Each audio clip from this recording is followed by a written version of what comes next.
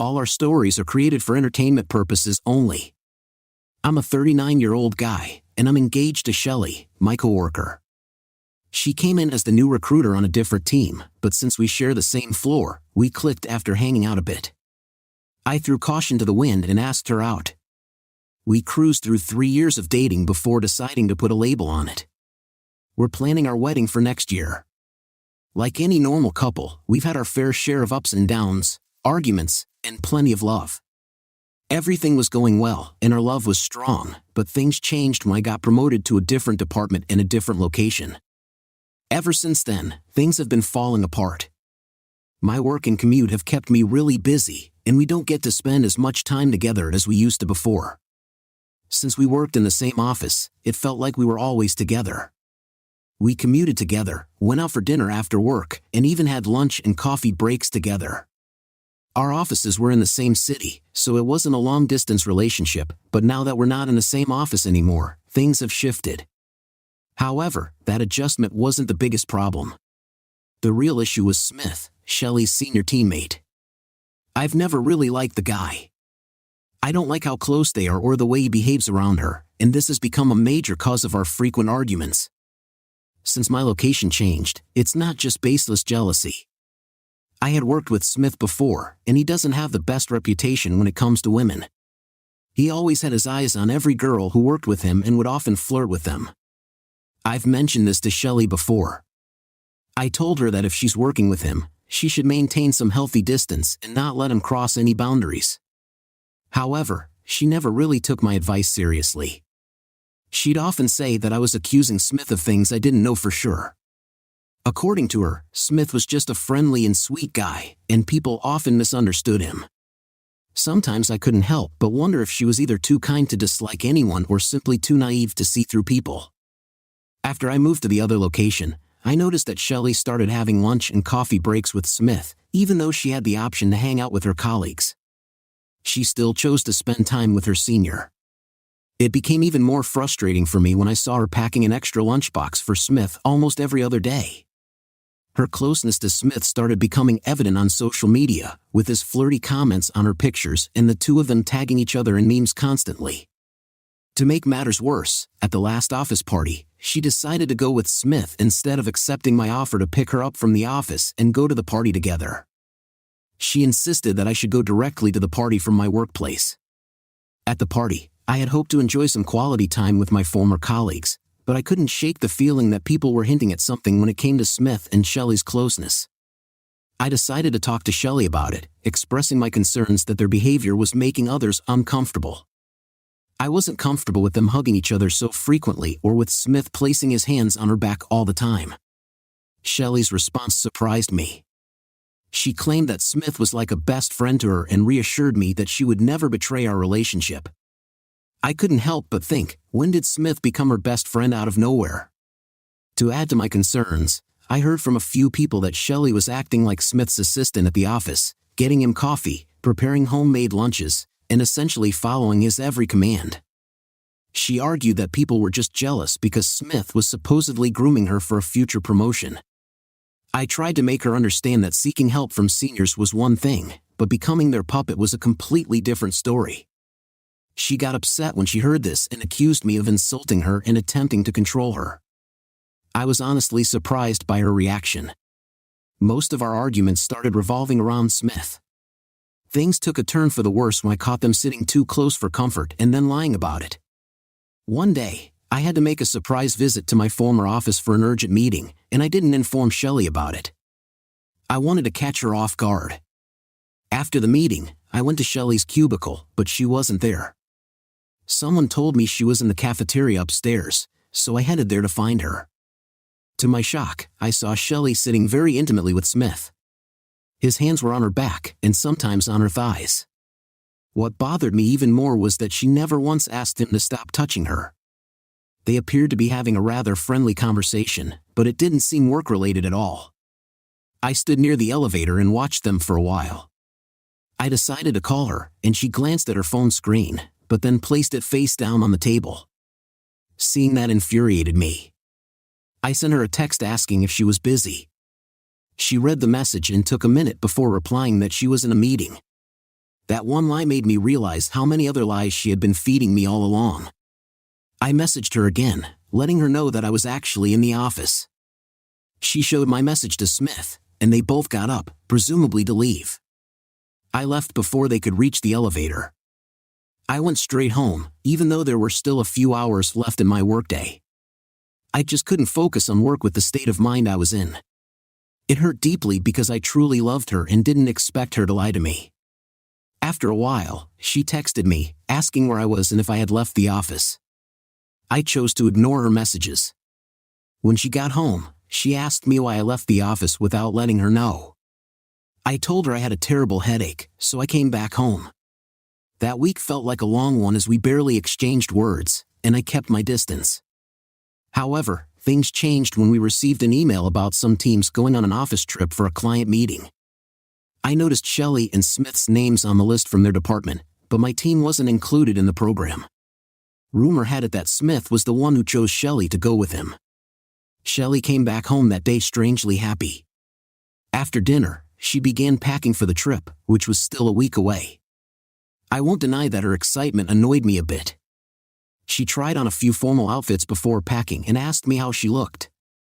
I couldn't help but make a sarcastic comment about how attractive she looked and how Smith wouldn't be able to resist her in those outfits. She sat there on the couch, staring at me with a cold gaze. After the icy silence, she started yelling at me. She said that she wasn't responsible for my insecurities and that I couldn't control her. She accused me of not trusting her and claimed that I was trying to restrict her freedom, accusing me of promoting patriarchal behavior. She made it clear that she wouldn't let her career opportunities slip because of me. I stayed silent for a moment and then told her that I had seen her having a meeting with Smith in the cafeteria. Her face turned pale and she responded with, "Well, all the meeting rooms were occupied, so we had to meet in the cafeteria." I retorted, "Yes, and you both seemed so engrossed in your conversation. He even rubbed your back while you ignored my calls and showed my texts to Smith." Her anger shifted to embarrassment as she admitted that she had been afraid I'd get angry if she told me she was having a coffee break with Smith. She stayed quiet and explained that she was trying to avoid Smith, but it was challenging to completely ignore someone in the same department, especially when he was her senior and helping her improve in her job. She almost let slip how indebted she felt to him for his assistance. Surprised, I asked what kind of help he was providing that made her feel so obligated to him, even if it meant risking our relationship and hurting me. She requested that I trust her and assured me she would never do anything to damage our relationship. Honestly, I wasn't accusing her of cheating, but their behavior towards each other crossed boundaries that could be considered cheating, and if left unchecked, it might escalate quickly. Our argument dragged on for hours, and she turned it into a dramatic crying and weeping ordeal. It became so stressful that I decided to address it calmly at a later time. The business trip was genuinely significant, and I didn't want to jeopardize her chances by making a fuss about it. I told her I trusted her, and now it was her responsibility to reciprocate that trust and avoid any actions that could jeopardize it. Eventually, we patched things up after the argument. She was enthusiastic about the trip and her presentations. However, I couldn't shake an uneasy feeling as she left. Even though I dropped her off happily and wished her luck, she called me earlier to let me know she arrived safely and was preparing for her big day tomorrow. While I trusted her, I couldn't ignore the discomfort I felt about her closeness to Smith. If I were to discuss this with anyone, I'd likely be labeled as an insecure man. I appreciate having this space where I can openly express my feelings without worrying about judgment. Of course, she believed he was a jovial and sweet guy because he was skilled at sweet-talking her. Plus, it's natural for changes to occur when you don't see your partner as often day to day, but this guy clearly had ulterior motives, no doubt about it. And calling him her best friend? It's more like best friends with benefits. What she's doing seems more like emotional cheating than physical cheating. If you have a bad feeling about this guy, especially considering his reputation, chances are your intuition is spot on. It's been a while since my last update. I was worried that I might be criticized for being too controlling with my fiancé, but I'm grateful that you've affirmed that I was simply being cautious and not letting any red flags go unnoticed. I'm relieved that I didn't overlook those warning signs. After my previous post, I read numerous stories on this community about spouses cheating on business trips, which left me feeling anxious. I tried to be understanding, but I couldn't help but imagine various scenarios in my head of Shelley cheating on me with Smith. I had this strong urge to call and check on her frequently, but I managed to rein in my thoughts and give her some space. Her behavior during and after the 3-day trip was strange. She was unusually quiet and acted differently. When I asked if everything was all right, she mentioned that her presentation didn't go as planned, which she said was the reason for her mood. However, it felt like there was something else going on, and her actions raised suspicions for me.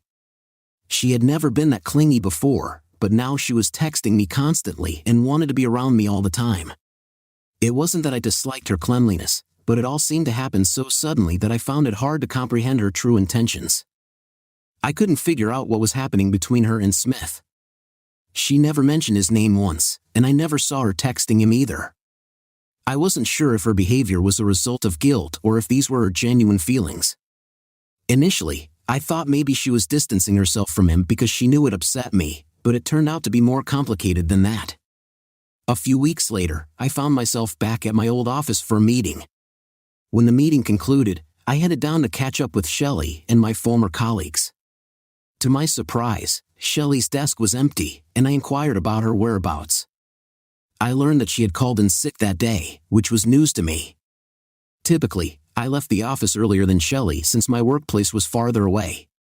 I thought perhaps she had fallen ill after I had left our office. I tried calling her to check on her health, but she didn't pick up. Eventually, she returned my call, claiming she was tied up in a work meeting. Curious, I asked about the nature of the meeting, and she responded rather irritably, "It's a work meeting." I then asked if she was still at the office, and she curtly replied, "Yes, where else would I be on a Wednesday afternoon," before hanging up. This left me with a whirlwind of thoughts about her lying. I also noticed that we hadn't been intimate since her return from the business trip. Whenever I initiated, she either claimed to be too tired or not in the mood. When I got home, I had the intention of having a serious conversation with her, but I found her asleep, looking rather pale. I decided to postpone our discussion until dinner later. When she woke up, I tried to inquire about her day, hoping she would be honest. However, she simply replied that it had been good. Just as I was about to confront her, she suddenly mentioned wanting to transfer to my office location. I asked her why she wanted to make the move and if something was bothering her. She insisted that everything was fine, giving no further explanation. I pointed out that her behavior had changed since returning from the business trip, and she attributed it to her disappointment over her performance in front of a client, fearing it might affect her chances of getting a promotion. I reassured her that it was okay and sometimes things just don't go as planned, so she shouldn't stress too much about it. However, she still didn't mention why she called in sick at work on that particular day. Seeing that she was stressed, I decided to postpone discussing it further until later. Eventually, she drifted off to sleep, but I couldn't shake off my unease about her recent behavior. Feeling suspicious, I couldn't resist the urge to check her phone. I went straight to her WhatsApp messages. While she never seemed particularly interested in Smith, he had shown some affection toward her. The last text exchange between them occurred before her business trip, and there had been no communication since. I also glanced at her social media direct messages but found nothing suspicious there. As I continued scrolling through her inbox, I stumbled upon a text message that grabbed my attention. It was from an app where she had scheduled an appointment with a gynecologist shortly after her return from the trip. The text indicated that the doctor had sent her a report through the app. Intrigued, I opened the app and discovered an in-app chat conversation between Shelley and her doctor detailing a consultation. In their conversation, Shelley revealed that she had experienced post-coital bleeding. I had no idea what that meant. The doctor suggested she take an STI test. These texts set off alarm bells in my head, and I couldn't shake the feeling that something was amiss. I proceeded to the reports section of the app and retrieved her test results. To my relief, the results were negative. However, I couldn't help but wonder why she needed to take such a test when we hadn't been intimate for nearly a month. I grew increasingly anxious and apprehensive.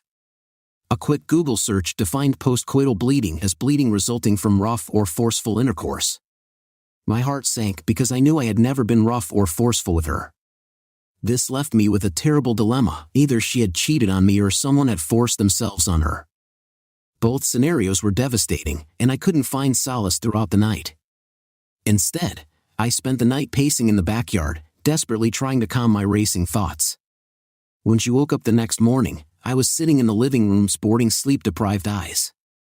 She inquired about my whereabouts during the night, and I replied that I had spent it reading her STI reports. Her reaction was immediate.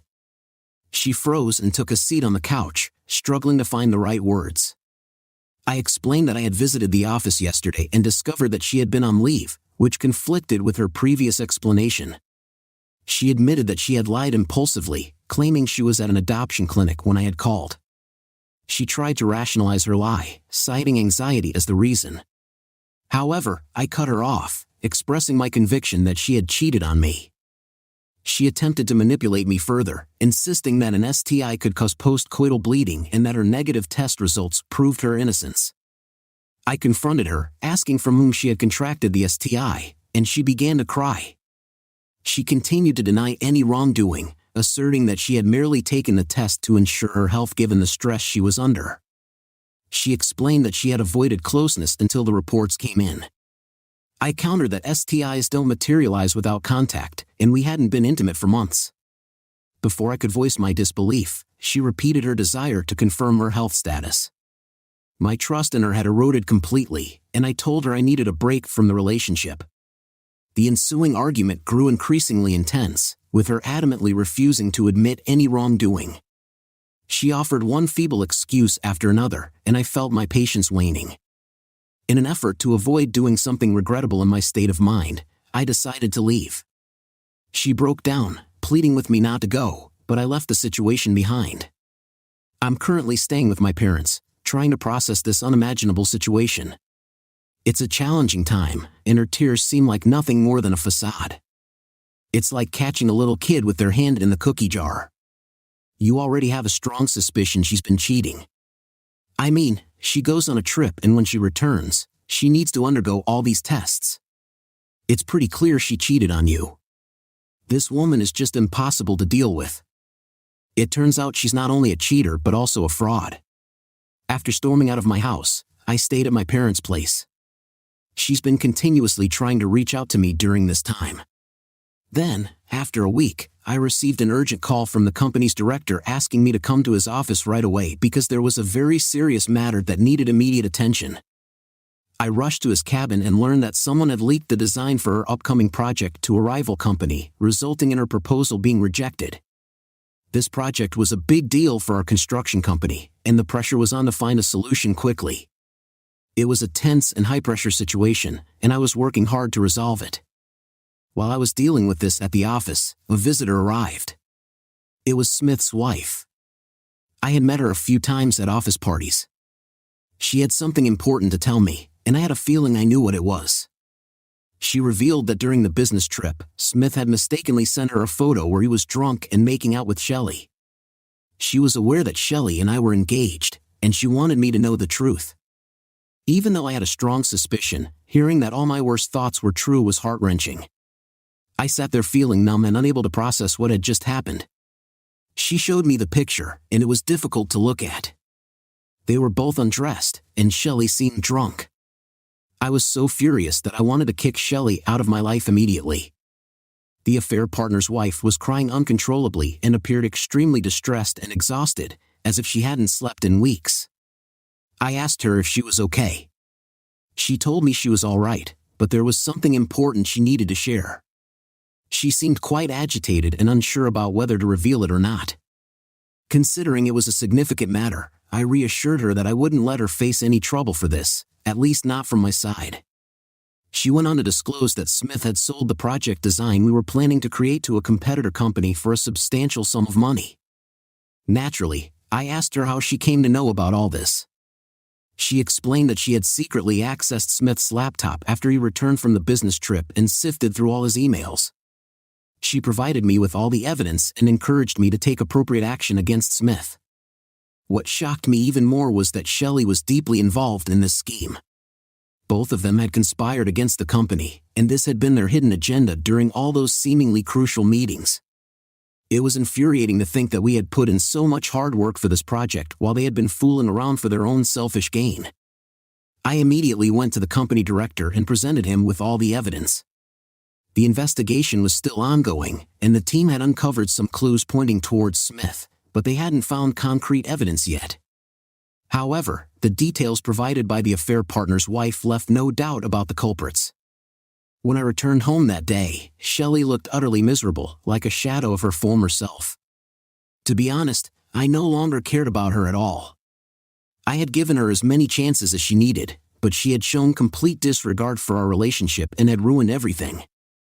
She gazed at me with a sense of indifference, and I told her to stay away from me. She tried to downplay the situation, but I pulled up the incriminating picture that the affair partner's wife had shared with me and thrust it in front of Shelley's face. She froze. Perhaps she wanted to claim it was doctor or something, but my expression left no room for doubt, and she backed down.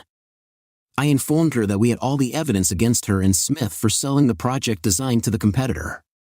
She feigned ignorance, but I reminded her that the evidence clearly implicated her involvement in the scheme. She claimed that her affair partner had access to her laptop and might have misused it. At this point, I wasn't sure if she was still lying or if her affair partner had indeed manipulated her. Frankly, I don't care anymore. After discovering her true colors, I feel like I never really knew her, and she had been living a double life all along. I made it clear to her that this revelation doesn't absolve her of being a terrible person. She began crying and begging me for another chance, but just the sight of her made me feel disgusted. I ended the engagement by tossing the ring at her and demanded that she leave the house. Getting her out of my life wasn't easy, as she bombarded me with endless texts and voicemails, even though I had blocked her. It's been a few days since she left. I'd been staying at my parents' place until she vacated the house. Her affair partner got fired and blacklisted for his fraudulent actions. The management is also working on filing an official complaint against him to ensure he doesn't harm another company. Shelley too lost her job.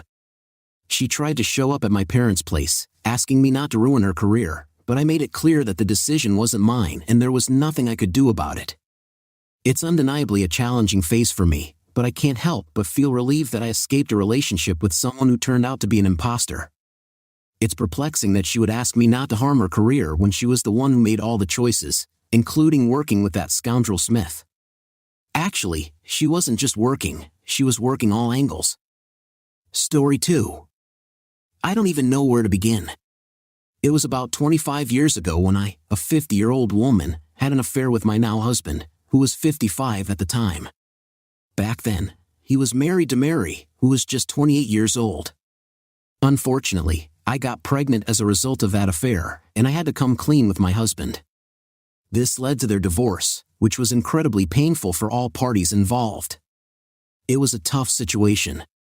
After the divorce, my husband and I decided to get married when our daughter Anna was just 2 years old.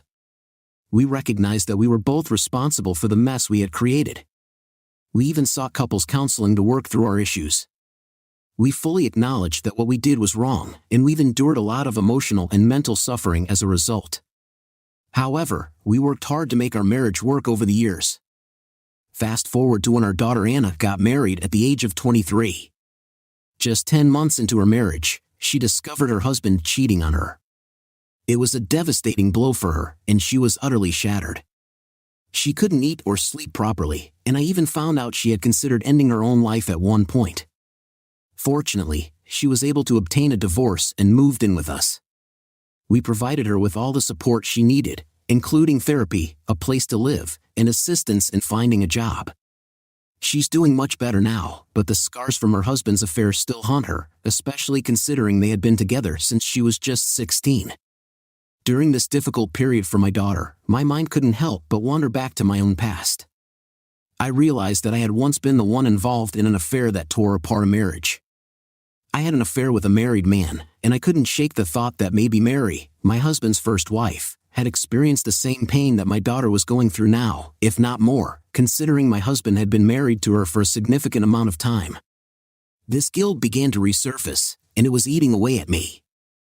I tried everything to cope with this guilt. I sought therapy for myself and tried to convince myself that it was all in the past, that it had happened 25 years ago. However, my husband eventually noticed that something was seriously bothering me, and he asked what was wrong. I decided to confide in him, revealing the truth about my past and how I had played a role in his first marriage falling apart. I explained that I couldn't carry this guilt inside me forever. My husband and I had a long conversation about it. Unfortunately, Anna had been eavesdropping on our conversation, and a few days later, she approached me with a heartbreaking question. She wanted to know if she was the child of an affair, as she had overheard our discussion about her father's affair and how she was the result of our past actions. I had no choice but to come clean with her. Anna reacted with anger and used hurtful words. She called me a home wrecker, expressed her hatred for being the product of deception and infidelity, and even confronted her dad, labeling him as a disgusting cheater. In the end, she left our home and cut off all contact, seeking refuge at her aunt's house, who happens to be my husband's sister. Sil and Mary were pretty close, and that's why she never really liked me. She just tolerated my presence because of our daughter. We visited Sil's house, but our daughter was still giving us the silent treatment. Sil spilled the beans to my daughter about everything. My husband got into an argument with her. Sil explained that she had promised not to intentionally spill the beans to Anna, but if she ever asked, she wouldn't lie to her. So when my daughter asked for more details, she kept her promise and spilled the truth. Now my daughter doesn't want to talk to us. It turns out that Anna managed to track down Mary, and she found out that Mary is living in the same town as us. Mary has since remarried and has her own kids. Honestly, I can't understand why my daughter wants to meet that woman. I tried to dissuade her, telling her it's a terrible idea, but all she said was, "A home wrecker like you wouldn't understand what I'm going through." I'm still feeling distressed, and my husband is upset too. I'm fully aware of the guilt from my past actions, but I wouldn't wish this situation on anyone. I desperately want to mend things between me and my daughter. Please, I need some guidance as a mother. I'm aware that I'm getting a lot of criticism. I can't change the past or fix everything I've done. I just don't want my daughter to feel like she's the product of a lie. She's a product of our love despite our messy beginning. I know I messed up, and I'm willing to accept the consequences, but I don't want my daughter to suffer for it. After the divorce, Mary cut off contact with everyone, including my husband, and honestly, during that time, I was preoccupied with my pregnancy and didn't really give much thought to my husband's past. I didn't seek closure or anything like that. I briefly considered writing her a letter, but it felt like I'd be rubbing salt in the wound, and I never intended to tell my daughter about our past because, well, it's in the past, and I didn't think it should affect her. The conversation about our past happened late at night, and I thought Anna was already asleep. She came to our room to ask for some headache meds and overheard our conversation. Yes, I'm currently in therapy. My husband divorced Mary right after I told him I was pregnant. He was a good husband and father to Anna during their marriage. His past with Mary doesn't really have much relevance to our daughter's life. He never taught our daughter to cheat, and he actually gave her a pep talk before her wedding, emphasizing the importance of loyalty in a marriage. I know he failed in his first marriage, but he has genuinely changed a lot since then. To clarify, they did not have any kids together, and I didn't know he was married when we started seeing each other. When I found out, I did want to end the relationship, but he insisted he loved me and wasn't attracted to Mary anymore. Shortly after, I became pregnant. I know I was wrong for not ending it right away, but we were in love, and he assured me multiple times that he would get a divorce. I want to express my gratitude to those who offered valuable advice instead of just criticizing me. I'm returning here because my life seems to be falling apart, and I feel powerless to stop it. Firstly, I followed your advice. We decided to give Anna some space and stopped bothering her until she felt ready to talk to us again. We didn't reach out to her until yesterday when she reached out to us. She had stopped talking to us about a week before I made my initial post. During that time, she went to visit Mary. After a week had passed, Anna messaged us yesterday and expressed her desire to talk. She suggested that we come to Sil's house. It was an emotional moment because, for the first time in a week, Anna hugged us. Tears filled my eyes as I told her how sorry we were for everything we had done. She also apologized for using harsh words against us, explaining that she was in a bad place and didn't know how to cope. Until she met Mary, my heart sank at this revelation. I had hoped that Mary would have spoken ill of us, but according to my daughter, Mary had been incredibly kind. When Mary learned about us and Anna's marriage, she hugged her and reassured her that it wasn't her fault. Mary considered her a wonderful woman who deserved better. She advised Anna not to waste her life on a guy who had broken her heart and had flaws in his character. They also talked about Mary's life journey after her divorce. She severed ties with everyone connected to my husband and moved back to her hometown to live with her parents. She battled severe depression in the aftermath of her divorce. 2 years later, she met her current husband, and they fell in love. They got married and relocated to our town. According to my daughter, Mary's husband treats her like royalty, and they have 2 girls and a boy together. I felt genuinely happy to hear that Mary was doing well. She even gave my daughter a jar of her homemade special cookies. My daughter expressed that we should be thankful to Mary for not cutting off contact with us. Mary assured her that she held no grudge against us and had forgiven us a long time ago. She encouraged my daughter not to sever ties with us because, despite our mistakes, we had done a good job raising her. After all, we are humans, not angels. Anna shouldn't blame us or feel guilty about the affair. In a way, it led Mary to a much happier life. Anna isn't a result of deceit or betrayal, she's a blessing to the world, and she should be grateful to have supportive parents. I was deeply moved, and I won't deny it. I've always felt a tinge of jealousy towards Mary because she appears to be genuinely kind. I could never measure up to her because I've done something terrible. The guilt in my heart lingers, knowing that I hurt such a kind woman. Then my daughter dropped a bombshell. She explained that she still needs some time away from us. Even though Mary's perspective has lessened her anger towards us, when she looks at us, all she sees are people who have caused immense pain to others. She needs time to come to terms with it. We were heartbroken, to say the least, but we understood her request. She wants space and to talk to us to test if forgiveness is possible.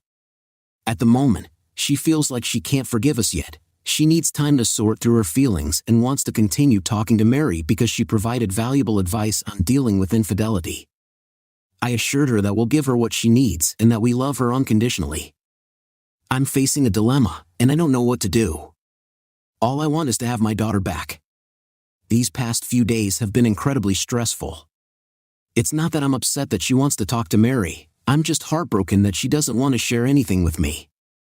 She used to confide in me even about the smallest things, and now I've become a stranger to her. I'm aware that someone claiming to be Mary made a similar post.